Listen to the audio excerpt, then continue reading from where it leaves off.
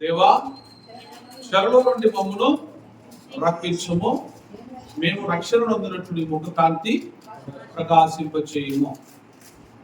ఏంటి? చెరలో నుండి మమ్మను రక్షించు. 7లో కూడా అదే కదా ఉండేది. సైన్యములకు అధిపతియగు దేవా చెరలో నుండి మమ్ము రప్పించుము, మేము రక్షణ నొందినట్లు నీ ముఖ కాంతి ప్రకాశింపచేయుము. 19లో కూడా అదే మాట. యెహోవా సైన్యములకు అధిపతియగు దేవా చెరలో నుండి మమ్మను రప్పించుము, మేము రక్షణ నొందినట్లు నీ ముఖ కాంతి ప్రకాశింప చేయము. చూడండి, చెరలో నుండి రప్పించు అనే మాటను 3 సార్లు ఆయన పలుకుతున్నాడు. మనుషునికి ఏదైతే కరువుగా ఉంటుందో, ఏదైతే ఇబ్బందికరంగా ఉంటుందో దాన్ని ఎక్కువగా దేవుని దగ్గర గోజాడుతూ ఉంటారు. మరి వారు కూడా చెరపట్టబడి ఉండటం వలన ఆసాపు ఆ చెర నుండి విడుదల కలిగించమని దేవునికి దానం చేసినట్టుగా మనం చూస్తున్నాం. తర్వాత దేవుని యొక్క ముఖ కాంతి ప్రకాశించటం వలన మనుషులకు రక్షణ కలుగుతుందట. మేము రక్షణ నొందినట్లు నీ ముఖ కాంతి ప్రకాశింపచేయుము. దేవుని యొక్క కాంతిలో నుంచి, ఆయన ముఖ ప్రకాశంలో నుంచి వెలువడే ఆ కిరణములు మానవునికి రక్షణగా నిలుస్తున్నాయని, దేవుని యొక్క సహాయం అందుతుందని ఆయన తెలుపుతున్నాడు. 18 వచ్చిన భాగంలో మనం చూస్తే, నీవు మమ్మను బ్రతికింపుము, అప్పుడు నీ నామమును బట్టి మేము మొరపెట్టు. ఈ మాట కూడా చూడండి, నీవు మమ్మను బ్రతికింపుము అంటే ఏ స్థితిలో ఉంచి ఆయన అడుగుతున్నాడో మనం అర్థం చేసుకోగలుగుతాం. బ్రతుకు అనే దానిగా పోగొట్టుకునే స్థితిలోనికి, మరణము ఆవహించే స్థితిలోనికి, మరణం కబలించే స్థితిలోనికి వారు వెళ్ళినట్టుగా మనం చూస్తాం. మనము కొత్త నిబంధనలో మన జీవితాన్ని గురించి కూడా పౌలు భక్తుడు ఒక మాట అంటున్నాడు. ఎఫెసీయులకు రాసిన పత్రికలో మనం చూద్దాం.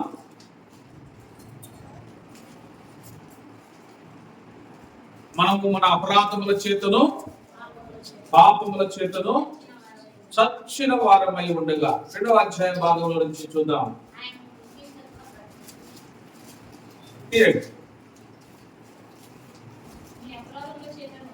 మీ అపరాధముల చేతను పాపముల చేతను మీరు చచ్చిన వారై ఉండగా, చూడండి, ఆయన మిమ్మల్ని క్రీస్తుతో కూడా బ్రతికించెను. అక్కడ ఆశాపడుతున్న మాట కూడా అదే, నీవు మమ్మల్ని బ్రతికించుము, బ్రతికించు దేవా, మేము నీ సన్నిధిలో ఉంటాము, నిన్ను స్తుతిస్తాము, నిన్ను ఆరాధిస్తాము, నిన్ను ఘనపరుస్తాము, నీ నామమును విడిచిపెట్టకుండా నీ నామములో కాపాడబడుతూ ఉంటాము అని ఆయన అక్కడ పలకడం మనం చూస్తున్నాం. నిజమే, దేవుడు మనకు బ్రతుకులు ఇవ్వకపోతే మనము జీవించుటకు అర్హత కలిగిన వారము కాము. అందుకే ప్రతి ఉదయం కూడా మనకు దేవుడు వరముగా ఇచ్చుచున్నాడు, గిఫ్ట్ గా ఇచ్చుచున్నాడు. ఆయన మనకు జీవదాత అయి ఉన్నాడని గత కాలంలో మనము ఒక ప్రసంగాన్ని వింటూ వచ్చినాం. ఆయన మనకు జీవదాత, ప్రతిరోజు మనకు ఆయన దాతగా ఉండి దానం చేస్తున్నాడు, లేని జీవాన్ని మనకి ఇస్తున్నాడు అన్నమాట కదా. మొన్నటి దినమున ఒక మనుషుడు ఈ భూమి మీద జీవిస్తూ ఈ రోజే, అంటే రాత్రిపూట 11:30 సమయంలో హాస్పిటల్లో ట్రీట్మెంట్ పొందుకుంటూ దిగువ పట్టణానికి సంబంధించినటువంటి మన క్రిస్టియన్ కాలేజీకి సంబంధించినటువంటి ఒక వ్యక్తి నెల్సన్ అనేటువంటి ఆయన చనిపోయినాడని ఉదయం మాకు ఫోన్ వస్తే ఉదయం నేను వెళ్ళి చూసి వచ్చాను దిగువ పట్టణం. నిన్నటి రాత్రి వరకు ఆయన సజీవుడే, భూమి మీద ఆయన ఉన్నాడు. కానీ రాత్రి కాలం 11:30 ఆ టైంలో ఆయన తుది శ్వాస వదిలేడు. మనకు తెలిసాడు ఇంకా ఆయనతో ముందు కదా, ఇంకా సజీవుల లెక్కలో నుంచి వాళ్ళు కొట్టివేయబడ్డారు కదా. దేవుడు బ్రతికిస్తే మనం బ్రతుకుతాం. 2 విధములైనటువంటి బ్రతుకు మనం కలిగి ఉన్నాం ఇక్కడ. మొదటి బాహ్యమైన జీవితం ఒకటి బ్రతికింపబడుతూ ఉంది, రెండవది ఆత్మ సంబంధమైన జీవితం కూడా మనము దేవుని వల్ల ప్రభు వల్ల పొందుకున్నాం. ఇక్కడ రాయబడినటువంటి మాట ఏంటంటే ఇది ఆత్మ సంబంధమైనటువంటి జీవితం. ఇది ఆత్మ సంబంధమైనటువంటి జీవితం. అపరాధముల చేత పాపముల చేత చచ్చిన స్థితి ఒకటి. అయితే ఆ స్థితిని మార్చినాడు యేసు ప్రభు వారు. అపరాధముల చేత పాపముల చేత చచ్చి జీవులైన వారుగా తిరుగుతున్నటువంటి వారు. ఒకసారి యేసు ప్రభు వారి దగ్గరికి ఒక మనుషుడు వచ్చాడు. వచ్చి ప్రభువా నేను నిన్ను వెంబడిస్తాను అన్నాడు. వెంబడించు అన్నాడు. అయితే నా తండ్రిని పాతి పెట్టుకుని వచ్చుటకు నాకు సమయం ఇవ్వు అని అడుగుతాడు. అంటే ఆయన ఏమంటాడంటే మృతులు తమ మృతులను పాతి పెట్టుకుంటారు, నీవు వచ్చి నన్ను వెంబడించు అంటాడు. చూడండి ఆ మాటలు ఎలా ఉన్నాయో. ఒక మనుషుడు యేసు ప్రభు దగ్గరకు వచ్చి ఏమడిగాడంటే ప్రభువా నేను నిన్ను వెంబడిస్తాను అంటాడు. యేసు ప్రభు సరే వెంబడించు అంటాడు. అయితే ఆ మనుషుడు మళ్ళీ ఏమడతాడు, నా తండ్రి చనిపోయినాడు, ఆయన పాతి పెట్టి వస్తాను అంటాడు. అప్పుడు యేసు ప్రభు ఏమంటాడు, సరే పోయి రాపో, దానికి ఏమి అని అన్నారు బాబుగా. అయితే అలా అనుకుండా మృతులు తమ మృతులను పాతి పెట్టుకుంటారు, నువ్వు నన్ను వెంబడించు అంటాడు. మృతులు తమ మృతులను పాతి పెట్టుకుంటారు అన్నాడు. చచ్చిపోయిన వాళ్ళని ఎట్లా పాతి పెట్టుకుంటారు?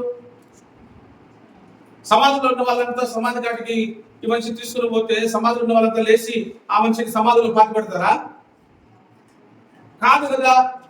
ఆల్రెడీ డెడ్ అయిపోయినటువంటి చనిపోయినటువంటి వ్యక్తిని మృతులే పాతి పెట్టుకుంటారంటే బతికున్నామని చెప్పి కూడా మృతులుగా ఉన్న వాళ్ళు ఉన్నారు. జీవించుచున్నావన్న పేరు మాత్రం నీకున్నది కానీ నీవు మృతుడవే అని ప్రకటన గ్రంథము 2వ అధ్యాయంలో మనం చెప్పబడుతుంది కదా. జీవించుచున్నావన్న పేరు ఉంది కానీ మృతుడవే. ఏ రకంగా? దేవుని దృష్టిలో నువ్వు ఎలా ఉన్నావు అంటే మృతికి అప్పగించబడి ఉన్నావు. మృతి నిన్ను ఏలుతూ ఉంది, జీవము నిన్ను ఏలటంలే, జీవులోనికి ఇంకా ప్రవేశించడం లే. యేసు ప్రభువు చెప్తున్నారు, నా యందు విశ్వాసం ఉంచువాడు మరణములో నుండి జీవంలోనికి దాటి ఉన్నాడు అని చెప్పాడు. అలా దాటిన వాళ్ళు చాలా మంది ఉన్నారు. ఇంకా యువతల వైపునే ఉన్నారు అన్నమాట. అంటే మరణంలోనే ఉన్నారు, మృత్యువుకు వారు అప్పగించబడి ఉన్నారు. అందుకు ఈ మాట ఇక్కడ కరెక్ట్ గా సరిపోతుంది. మన ఆత్మీయ జీవితాన్ని ఈరోజు ఈ రీతిగా మనము కాపాడుకోగలుగుతున్నామంటే దేవుడు మనకి ఇచ్చినటువంటి గొప్ప బహుమానం ఇది. మనం కూడా పూర్వం ఎలా ఉండేవారం అంటే అపరాధముల చేతను పాపముల చేతను. ఎవరిలో పాపం నిలిచి ఉందో వాడు మృతికి అప్పగించబడిన వాడు. ఎవరిలో అపరాధం ఇంకా క్షమించబడకుండా ఉందో వారు ఇంకా పాపానికి లేకపోతే అపరాధానికి అలవాటు పడి అలాగే ఉన్నారో వాళ్ళు మరణానికి వారసులు. అయితే యేసు ప్రభు వారు మనకు మేలు చేశాడు. మనము మన అపరాధములను ఒప్పుకున్నప్పుడు, మన పాపములను ఒప్పుకున్నప్పుడు ఆయన మనల్ని క్షమించాడు, మనకు పాప భీతి లేకుండా చేశాడు, మనకు జీవమును ప్రసాదింపజేశాడు. అదే మాట ఇక్కడ రాయబడింది, మీ అపరాధముల చేతను పాపముల చేతను మీరు చచ్చిన వారై ఉన్నారు. ఉండగా దేవుడు ఏం చేశాడంటే మిమ్మల్ని క్రీస్తుతో కూడా బ్రతికించెను. చూడండి, క్రీస్తుతో కూడా బ్రతికించెను. ఇప్పుడు మనకు బ్రతుకుంది. నీవు మమ్మను బ్రతికించుము అన్నాడు. ఏమన్నాడు కీర్తనకారుడు? నీవు మమ్మను బ్రతికించుము. అప్పుడు ఏం చేస్తాం మేము? అప్పుడు ప్రార్థనలో ఉంటాం, కృతజ్ఞత చెల్లిస్తాం, విశ్వాసంలో మేము. ఆ పై మాట ఒక మాట ఉంది, ఆ వచనానికి పైన ఒక మాట చూడమ్మా.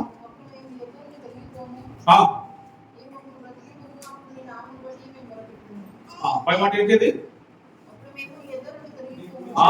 నీ యొద్ద నుండి మేము తొలగిపోము. ఆ అనుభవం కొరకు, దేవుని యొద్ద నుండి తొలగిపోకుండా ఉండడం కొరకు మమ్మల్ని బ్రతికించు అంటున్నాడు. ఎందుకంటే మళ్ళా మనం బ్రతికింది అపరాధముల చేత పాపముల చేత చచ్చిన స్థితిలో ఉన్న మనల్ని ఎందుకు యేసు ప్రభువు వారు బ్రతికించారంటే ఆయన సముఖములో ఉండటం కొరకు, ఆయన సన్నిధిలో ఉండటం కొరకు, ఆయనను విడవకుండా ఉండటం కొరకు, ఆయన్ని ఎడబాయకుండా ఉండటం కొరకు, ఆయన సహవాసంలో ఉండటం కొరకు, ఆయన యొక్క సంఘంలో నిలిచి ఉండటం కొరకు నిన్ను మేము ఎడబాయకుండా ఉంటాము, నిన్ను విడవకుండా ఉంటాము. కాబట్టి మాకు బ్రతుకు నీవు దేవా. అందుకే మనము బైబిల్ గ్రంథంలో కొంతమంది జీవితాలు దేవుడు మనకు ఆదర్శంగా పెట్టాడు. యేసుక్రీస్తు వారు ఇప్పుడు పేతురు ప్రసంగించినప్పుడు, మీరు శిలువ వేసిన యేసును దేవుడు లేపాడయ్యా, క్రీస్తుగా నియమించాడు అని చెప్పగానే, అటైతే మేమేం చేయాలా సహోదరులారా? ప్రభువైన యేసునందు విశ్వాసం ఉంచండి, అప్పుడు మీరు మీ ఇంట్లో రక్షణ పొందారు, పాపక్షమాపణ కలుగుతుంది చెప్పగానే అందరూ బాప్తిసం తీసుకున్నారు. అంతవరకు వాళ్ళు ఇంకొక రకంగా బతికేవాళ్ళు. యేసు ప్రభును అంగీకరించిన తర్వాత, బాప్తిసం పొందిన తర్వాత ఏం చేసినారు? అపోస్తలుల బోధ, సహవాసం, రొట్టె విరుచుట, ప్రార్థన చేయడానికి వాటిని ఏటా తెగక కలిగి ఉన్నారు. జీవితం మార్చబడింది. ఎడబాయకుండా మేము ఉంటాము, నీకు దూరంగా మేము బతుకాము, నీతోనే మేము జీవిస్తాం, నీలోనే మేము జీవిస్తాం అని తీర్మానం చూసాం. కాబట్టి దేవుడు ఏం చేశాడు? బ్రతికించాడు, అంటే రక్షణ ఇచ్చాడు. క్రీస్తుతో కూడా మనల్ని బ్రతికించాడు. ఇదిగో ఆయన లేచి ఉన్నాడు. పునరుద్ధారుడైనటువంటి యేసు క్రీస్తులో మనం మరలా బ్రతికించబడ్డాం. ఇప్పుడు అపరాధము, పాపము మనల్ని ఏలటానికి దానికి శక్తి లేకుండా మనము క్షమాపణ పొందిన వారముగా ఉన్నాం. విధిరూపకమైనటువంటి ఆజ్ఞలను, చేరాతను అంతటిని సిలువకు ఆయన కొట్టివేసినని కూడా వాక్యము సెలవిస్తా ఉంది. మన శరీరం మీద అలవాటు పడిపోయినటువంటి శరీరం మీద ఉన్నటువంటి ఆ నేరస్థాపన అంతా కూడా యేసు ప్రభువు శిలువలో కొట్టేశాడు. కావున మనము ధన్యులం. ఇది దేవుడు మనం ఏదో ఇస్తే మనకు వచ్చిందిగా, దేవుడికి ఏదైనా మనం ఇస్తే వచ్చిందిగా, దేవుడే మనకి ఇచ్చాడు, దేవుడే మనల్ని బ్రతికించాడు. ఇదంతా మన యొక్క పరలోక ప్రవేశం కొరకు, దేవుడితో మనం అన్యోన్యముగా కొనసాగడం కొరకు, కోల్పోయినటువంటి ఆత్మీయ స్థితిని, కోల్పోయినటువంటి పరలోకాన్ని, కోల్పోయినటువంటి వారసత్వాన్ని అంతటినీ మరలా మనం పొందేదానికి దేవుడే ప్లాన్ చేశాడు. కాబట్టి అపరాధముల చేత, పాపముల చేత చచ్చిన స్థితి, మృతులు తమ మృతులను పాతి పెట్టుకుంటారు, నీవు నన్ను వెంబడించు. యేసు ప్రభువులో జీవం ఉంది. చనిపోయిన వాడిని, పాపాలతో చచ్చిపోయిన వాళ్ళు ఉంటారు. అందుకే చూడండి, ఒకడు ఎవడైనా అనుకుందాం, మన జీవితంలో మన చుట్టూ కూడా జరుగుతూ ఉంటాయి. ఇప్పుడు ఒక వ్యక్తి ఎవరైనా తాగి చనిపోయినాడు అనుకుందాం. ఎవరైనా చనిపోయినాడు అనుకోండి, తాగి చనిపోయినాడు, లేకపోతే ఇంకొకటి చనిపోయినాడు అనుకోండి. ఇప్పుడు తాగి చనిపోయిన వాడిని భూస్థాపన కార్యక్రమానికి బంధువులంతా, ఆ సంఘము, మిగతా వాళ్ళకి కూడా సిద్ధపడతారు. ఈ బాడీని ఎత్తుకుని పెట్టేటప్పుడు వాళ్ళు కూడా ఎట్లుంటారు? వాళ్ళు తాగి ఎత్తుకుని పోతా ఉంటారు. ఈ సమాధుల కార్యక్రమం ఇది బాగా గమనించవచ్చు. ఇప్పుడు తాగి చచ్చిపోయాడు ఒకడు, చచ్చిపోయిన ఆ కుటుంబము కాస్త అంతటితో బాధలో ఉంటది. ఆ బాధలో ఉన్న వాళ్ళ కాటికి పోయి వీళ్ళంతా ఏం చేస్తారంటే వరుస పెట్టుకొని మెల్లిగా సైకిల్ చేస్తూ ఉంటారు, మెల్లిగా సైకిల్ చేస్తుంటా ఉంటారు. వాళ్ళు ఎంత ఉన్నా బాధలో ఉండని వాళ్ళకి సైకిల్ చేస్తే వాళ్ళు మెల్లిగా డబ్బులు ఇవ్వాలి, మందు తెప్పియాలి. అది దాగి ఆడ కూర్చోవడం, అట్లా ఇట్లా తిరిగి రావడం, ఆ గుంత తీయడం, వీళ్ళదే అంతాగా. వాడు ఎట్లా చచ్చిపోయినాడు? తాగి చచ్చిపోయినాడు. తాగి చచ్చిపోయిన వాడు మరి తాగితే మనం కూడా చచ్చిపోతావురా, వాడి జీవితాన్ని తొందరగా పోగొట్టుకున్నాడు, మనం తాగొద్దురా అనేది ఏమైనా అర్థం చేసుకుంటారా? అర్థం చేసుకోరు. బాడీని ఎత్తుకొని పోయేది కూడా తాగి ఎత్తుకొని పోతాం.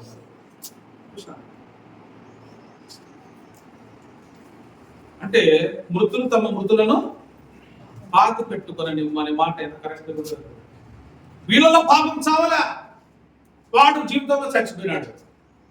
పాపం చావలే, పరిశుద్ధతలో లేడు, నీతిలో లేడు, విశ్వాసంలో లేడు, అపరాధముల చేత, పాపముల చేత చచ్చిన స్థితిలో ఉన్నాడు. వాడేం వస్తుంది పోతాడు? నువ్వు వచ్చి నన్ను వెంబడించాడు. వెంబడించాలనుకున్నప్పుడు ఇంకా సొట్టు చెప్పాలి దాని అర్థం. అదే నా ప్రార్థన పొందామనుకోండి, తీర కాలం పడుకొని ఇంకా నీళ్ళు పోసుకుందాము, సిద్ధపడదాం అనేసరికి పని పడింది అంట. కొన్నిసార్లు ఆటంకాలు ఏవైనా కూడా ఆటంకాలు ఎట్లుంటాయంటే, ఆటంకాలు మనం ఒకసారి జీవిస్తే బాగా రావు. మనల్ని ఆటంకపరచడానికి సాతాను గాడు ఏదో ఒకటి ప్లాన్ చేస్తాడు. వాడు మాస్టర్ ప్లాన్ వేస్తూ ఉంటాడండి. అయితే మనము వివేకము కలిగి దేవుని మనం ఎడబాయకుండా ఉండాలా అని చెప్పి ఆయన సన్నిధిలో ఉత్సాహభరితంగా స్తుతిగానం చేయడానికి, మీకు ఎట్లుందా కానీ పాటలు పాడుతూ ఉంటే బాగా ఉద్యోగంగా ఉంటుంది. నాకు సంతోషంగా అందరం గంభీరంగా పాట పాడుతూ ఉంటే బయటలో చూస్తూ ఉంటారు, ఏది బయట 4 ఉన్నారు, 5 మంది ఉన్నారు, ఏది ఇంత పాడతారు పాట బాగా సంతోషంగా వాడుకుంటుంటారు అనిపిస్తుంది కదా. కాబట్టి చెప్పరు పాట పాడుతుంటే ఉద్యోగంగా చూడాలనిపిస్తుంది వాళ్ళకి. వచ్చి చూస్తే లోపల తక్కువ మంది ఉంటాం, అయితే ఇట్లా పాడుతుంటారని అనిపిస్తుంది. దేవుడు ఆ కార్యం చేస్తాం. అందుకే యేసుప్రభువు వారు చిన్న మంద భయపడొద్దు, ఆరాధించే వాళ్ళు 10 మంది ఉంటే బయట ఉండే వాళ్ళు 100 మంది ఉంటారు. ఆరాధించే వాళ్ళ మధ్య దేవుడు ఉంటాడు, కానీ ఆయన స్మరించిన వాళ్ళ మధ్య ఆయన ఎట్లుంటాడు? 2-3 కూడిన చోట నేను ఉంటానని యేసుప్రభువు వారు చెప్తారు. అందుకు మనకు ఆనందం అన్నీ మనం మర్చిపోయేటట్లుగా, ఆనందించేటట్లుగా, సంతోషించేటట్లుగా, దీవెన పొందేటట్లుగా, వృద్ధి పొందేటట్లుగా దేవుని సన్నిధి మనకు ఉపయోగకరంగా ఉంది. అందుకే మేము ఎడబాయి, ఇది మనము రుచి చూసిన వాళ్ళం. తేనె పట్టును రుచి చూసిన వాడు వదిలిపెడతాడా? వదిలిపెట్టాడు. యెహోవా ఉత్తముడని రుచి చూసిన వాడు వదిలిపెట్టాడు. దేవుని సన్నిధి అలాంటిది అన్నమాట. కొంతమంది జీవితాలు మనం చూస్తున్నప్పుడు ఎంత కర్కశంగా ఉంటారు మనుషులు, ఎంత ఆవేశంతో ఉంటారు. మరి వారు చెప్తున్నామా ఈ వారం మళ్ళా తెలుసుకుని చెప్తాం లేదా? మనుషులకు కోపం వస్తే ఎంత భయంకరమైంది. ఆ కోపంలో మనిషి ఎంత మృగంగా మారిపోతాడు, రాక్షసుగా మారిపోతాడు. ఎంత అంటే ఒక వారం కిందట మన తెలుగు రాష్ట్రాల్లో చిత్తూరు అనుకుంటా, మన పొరుగురు ఉన్నటువంటి చిత్తూరు జిల్లా, ఒక కుమారుడు ఒక తల్లిని జడబట్టి భయంకరంగా ఈడుస్తున్నాడు కాంపౌండ్ కదా. మీరు కూడా చూసింటారు ఫేస్బుక్. చెంపలకేసి కొడతా ఉన్నాడు. అంతేకాదు కాళ్ళతో ఎద మీద తన్నాడు. చెప్పు కాళ్ళతోనే భయంకరంగా కొడుతున్నాడు తల్లిని. తండ్రి మంచం మీద ఏమి చేయలేని స్థితిలో ఉంటే ఆయన కూడా వేసి అంటుకున్నాడు. విచక్షణ కోల్పోయినాడు. కాళ్ళతో తనుతా ఉన్నాడు. అది దృశ్యం చూసినప్పుడు చాలా బాధ. అంటే కోపం మనిషిని ఎంత పాపం చేసేటట్లుగా చేస్తుంది. తాను మర్చిపోయినాడు. ఏదో తనకు నష్టం కలిగిందని ఆ తల్లి అనుకోలేదు, నా కడుపులో పుట్టినవాడి నన్ను కాల్చుదంతాడు, నన్ను జడపట్టుకుని ఈడుస్తాడు, బజార్నప్పుడు ఈడుస్తాడు, నన్ను అవమానపరుస్తాడు అని ఆ తండ్రి అనుకోలేడు. నాకు పిల్లలు కలిగినారు, నా కొడుకు నన్ను సాగుతాడు, సగదిడతాడు, బాగా చూసుకుంటాడు అని పిల్లలు కలిగినప్పుడు అనుకుంటారు. కానీ ఆ కొడుకు చేతిలో ఆ విధమైనటువంటి బాధ వాళ్ళు పడినప్పుడు ఎంత వాళ్ళు మనోవేదన గురైనారు.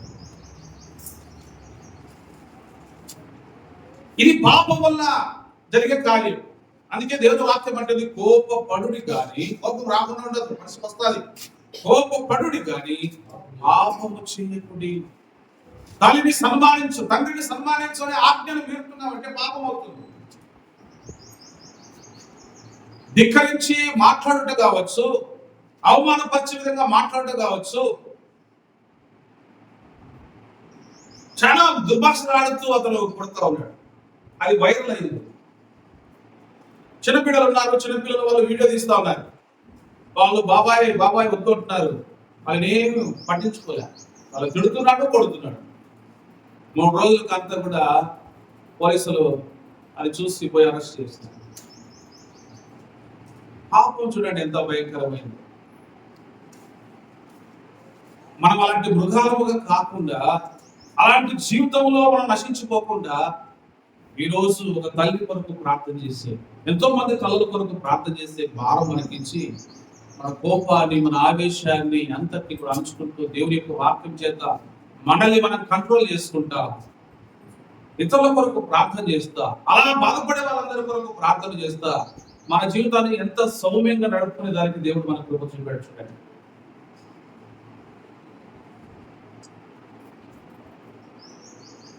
ఈ కోపము మనిషిని కంట్రోల్ తప్పిస్తుంది అన్నమాట. అందుకే దాన్ని నియంత్రించి తగ్గించేసుకోవాలి. ఆ కోపం వల్ల చాలా ప్రమాదం. ఒకసారి ఆ కోపంలో మనకు మనమే హాని చేసుకుంటాం. ఆ కోపంలో అలా తయారైపోతుంది. కాబట్టి వాక్యం అందుకే ఉంటుంది, సాత్వికమైన మనస్సు ఉండాలంటే మనకి. ప్రమాటాడు, నేను సాత్వికులను దీన మనస్సు గలవాడు, నా యొక్క మీ కాడి నా మీద, నా కాడి మీ మీద మోపు మీరు నేర్చుకోండి అంటే ఆయనతో నేర్చుకోండి. కాబట్టి బ్రతికించు అంటే ఇదంతా అర్థం ఉంది. దాంట్లోనే మేము చచ్చిన వాళ్ళమైనా కోపం చేత, అపరాధం చేత, పాపం చేత. ఇక్కడ రాయబడింది 2వ వచనంలో, మీరు వాటిని చేయించు వాయుమండల సంబంధమైన అధిపతిని అనగా అవిధేయులైన వారిని ఇప్పుడు ప్రేరేపించే శక్తికి అధిపతిని అనుసరించి ఈ ప్రపంచ ధర్మము చొప్పున మునుపు నడుచుకుంటేవి. వారితో కలిసి మనమందరము శరీరం యొక్క మనసు యొక్క కోరికలను నెరవేర్చుకొనొచ్చు, మన శరీరాశలను అనుసరించి మునుపు ప్రవర్తించు కడమ వారి వలనే స్వభావ సిద్ధముగా దైవోక్తకు పాత్రుడమై వచ్చింది. దేవుని ఉగ్రతకు పాత్రమై ఉన్న మనల్ని దేవుడు కరుణా సంపన్నుడై ఉండి అపరాధముల చేత చచ్చినప్పుడు సైతం ఆయన తన కృప చూపించి క్రీస్తుతో కూడా మనం బ్రతికించాడని చెప్పబడతాం.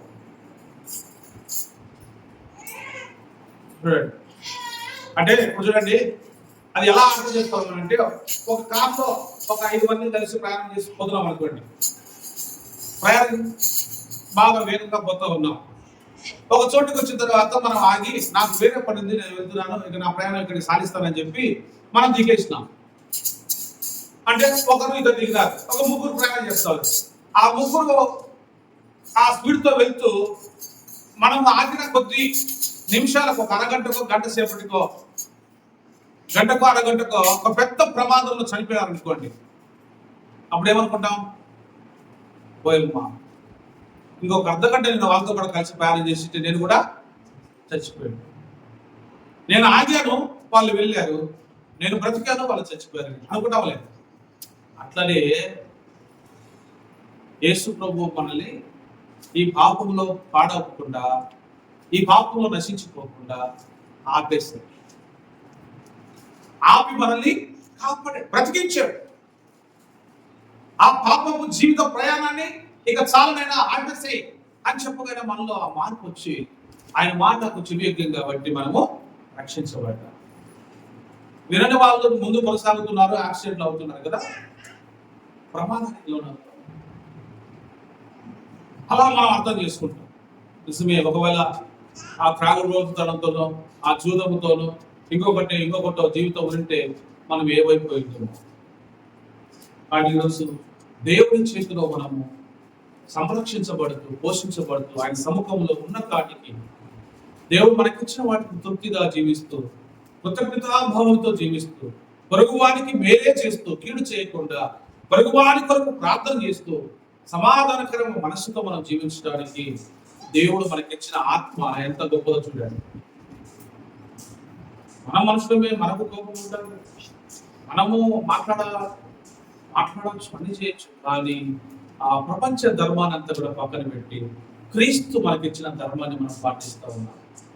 కాబట్టి కీర్తనకారుడు అడిగినట్టుగా, మమ్మల్ని బ్రతికించయ్యా, మేము నిన్ను ఎడబాయకుండా విడవకుండా నీతో మేము కలిసి జీవించేటట్టుగా మాకు బ్రతుకు నువ్వు దేవుని సన్నిధిలో ఆనందిస్తూ ఉన్నట్టుగా, అపరాధముల చేత, పాపముల చేత చచ్చిన మనకు ఆయన ముఖ ప్రకాశం చేత రక్షణ మనకి ఇచ్చాడు.